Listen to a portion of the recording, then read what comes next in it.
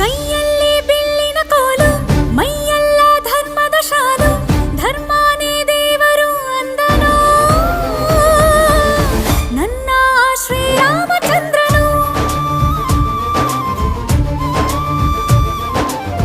ಯಾರನ್ನು ನೋಯಿಸದವನು ಸತ್ಯಕ್ಕೆ ತಲೆಬಾಗುವನು ಮಾತಿಗೆ ತಪ್ಪದ ಮಗನು